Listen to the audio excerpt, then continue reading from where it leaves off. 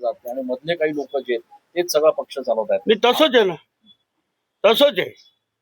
शिवसेना प्रमुख आहे ना, म्हणजे लहान कार्यकर्ता असेल का मोठा कार्यकर्ता असेल त्याला बोलून त्याची विचारपूस करायची. पण आता काय झालेलं आहे, माध्यम कोणीतरी आलेलं मध्ये ते तिथपर्यंत पोहोचूनच देत नाहीये. म्हणजे आपल्या व्यथा तिथपर्यंत जर जात नसेल तर काय उपयोग आहे हो? स्थानिक पातळीवरच्या नेत्यांवर आपला दोष आहे. नाही, स्थानिक पातळीवर काय कोण नेते राहिले हो? नेते राहिले का? शेवटचा नेता मी होतो, जुना मी त्याच पक्षात होतो. आता राहिलं कोण तिथे? हा, कुठे वसंत गीते तिथे होते ना तुमच्या बरोबर? हा, होते ना.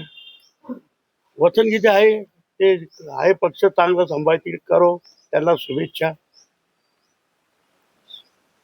हो, पण तुम्ही एकीकडे म्हणतात मीच नेता आहे, माझ्यासारखा तर कोणी तिथे नेता राहिलेला नाही.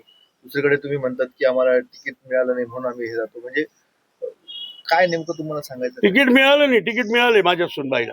हा. म्हणजे तिकीट माझ्या सुनबाईला कामाला लावून दिलेले, माझं तिकीट कोणी नाकारलेलं नाही, फक्त मुलाऐवजी सुनाला झालं. हा. असं म्हणून त्याच्यामुळे आणि आमच्या सर्वांची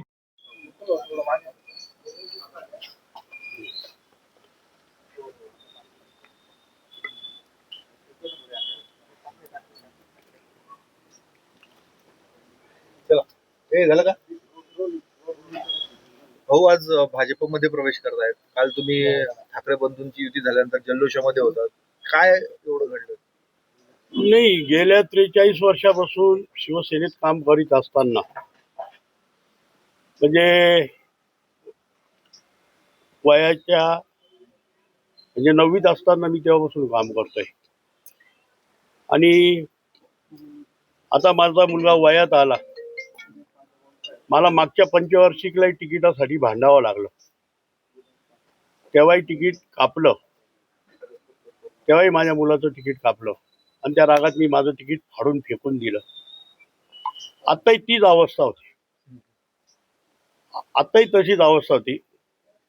मी चार पाच दिवसापूर्वी राऊत साहेबांशी बोललो. राऊत साहेबांना सांगितलं, साहेब असा असा माझा मुलगा इच्छुक आहे. बरं, बघतो म्हणे, मी करतो. त्यांचा रिप्लाय काही आला नाही. म्हणून जर अशा पद्धतीने जर एवढ्या सिनियर कार्यकर्त्याला जर अशी वागणूक मिळत असेल तर म्हणून मी आज निर्णय घेऊन टाकला की आज भारतीय जनता पार्टीत जायचं आणि प्रवेश करायचा. गेली 40 वर्षातून निवडणुकीचं कारण आहे का भाजपमध्ये जाण्याचं किंवा अन्य काही कारण आहे? नाही, आपण बघितलं ना मागच्याही निवडणुकीत काय झालं, याही निवडणुकीत त्याला डावललं. मग आम्ही सुनबाईचा प्रचार पण चालू केला. जवळजवळ 8-10 दिवस झाले. सुनबाई संपूर्ण प्रभाग फिरली आणि सगळं प्रभाग फिरत असताना कुठेतरी वाईट वाटत होतं या गोष्टी. आपण एवढं काम करतोय नाशिक इतकं, तर मी सांगतो म्हणजे पक्ष वाढीसाठी तर माझ्या इतकं काम कोणी केलं नसेल. म्हणजे आमचे सण उत्सव वगैरे ह्या सगळ्या गोष्टी जर असेल तर लोकही नाव घेतात का विनायक पांडे इतकं मोठे कार्यक्रम कोणी करत नाही. आणि ह्या सगळ्या गोष्टी करत आणि वर्षभर आम्ही कार्यक्रम करतो. म्हणजे आमचं दैवत हिंदू हृदय सम्राट बाळासाहेब ठाकरे यांची जयंती सुद्धा ना मुंबईत साजरी होत नसेल ना, तशी मी माझ्या इथं साजरी करतो. मुंबईतले काही आमदार वगैरे म्हणजे मागच्या वर्षी आले ते म्हणे मुंबईत सुद्धा असं होत नाही. म्हणजे एवढं सगळं करून पण जर अशा पद्धतीने जर चुकीचं होत असेल तर योग्य नाहीये ते. आतापर्यंत शिवसेनेत जे बाहेर पडले ठाकरेंच्या शिवसेनेत त्यांनी आक्षेप शिवसेनेमध्ये कोणावर आहे? नाही, माझी अजिबात ठाकरेंवर नाही. माझी ठाकरेंवर नाराजी नाही आणि मी त्यांच्यावर नाराजी सुद्धा व्यक्त करणार नाही. काय पण ज्या पद्धतीने आपण बघितलं मागच्याही निवडणुकीत जे लोकल पदाधिकारी होते त्यांनीच अन्याय केला. कशा पद्धतीने केलं, नंतर त्याचं रूपांतर कशात झालं हे तुम्ही बघितलेलं आहे. हाणामारीच झालं. आता त्या गोष्टी आपण नाही करू शकत. काय म्हणून परत जर ती पुनरावृत्ती घडत असेल तर त्यापेक्षा आपण कुठेतरी निघून गेलेलं बरं, म्हणून आपण हा निर्णय घेऊन टाकलेला आहे. आपल्याला ठाकरे गटाकडून तिकीट नाकारण्यात आलं असं आपला आरोप आहे? नाही, नाकारलं नाही. तर मग माझ्या सुनबाईला तिकीट हे केलं होतं. तर त्याप्रमाणे माझी सुनबाई कामाला लागली होती. संपूर्ण तिचा प्रभाग फिरून झाला होता आणि तिकीट नाकारण्याचा काही विषय नाही. फक्त मुलाऐवजी सुनेला हे केलं होतं. अण्णांच्या घरात किती उमेदवारी देणार असं काही ठरलंय का? इकडे सिडको किंवा इतर सगळ्याची आठवण झाली नाही. नाही, खरोखर दुःख होत आहे ना. मी हिंदू हृदय सम्राट बाळासाहेब ठाकरे यांबरोबर काम केलेलं आहे आणि बाळासाहेबांनी मला विविध पदं दिली. खरोखर पण त्यांचे उपकार मी कधी विसरणार नाही. माझ्यासारख्या एक छोट्या कार्यकर्त्याला फार मोठं केलं. पण आता आपण बघितलं हे पुढचं जनरेशन, आता संपूर्ण निवडणुका लागल्या महाराष्ट्रातली आपण परिस्थिती बघितलं, सगळं न्यू जनरेशन येत आहे. मागच्या पंचवार्षिकला तीच अवस्था, ह्या पंचवार्षिकला तीच अवस्था. मग करायचं काय तिथे? मग आम्ही म्हातारे झाल्यावर हे करायचं. म्हणून त्यापेक्षा मग आम्ही निर्णय घेतला का कुठेतरी भारतीय जनता पार्टीत जायचं.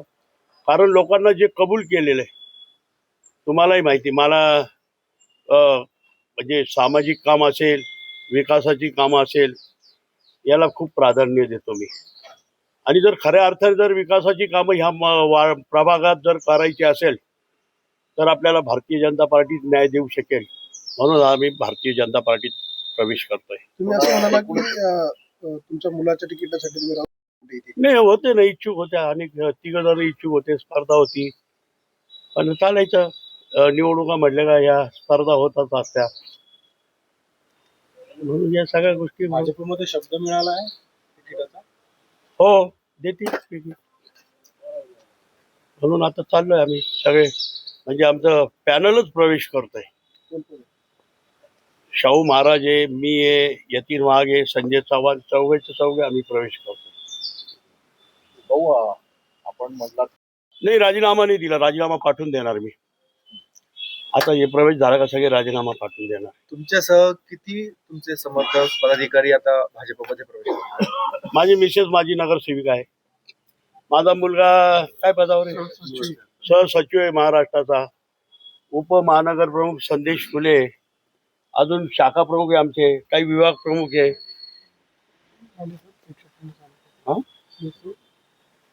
हा, माझी शिक्षण उपसभापती आहे. आम्ही असे अनेक कार्यकर्ते, असं पदाधिकारी सगळे प्रवेश करतोय आज. हो, इतक्या वर्षांपासून आपण आता म्हणाला की 43 वर्षापासून अशी ती बोलली होती का?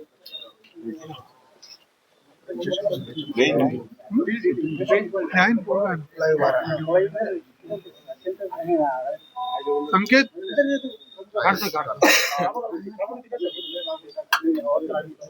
आकाश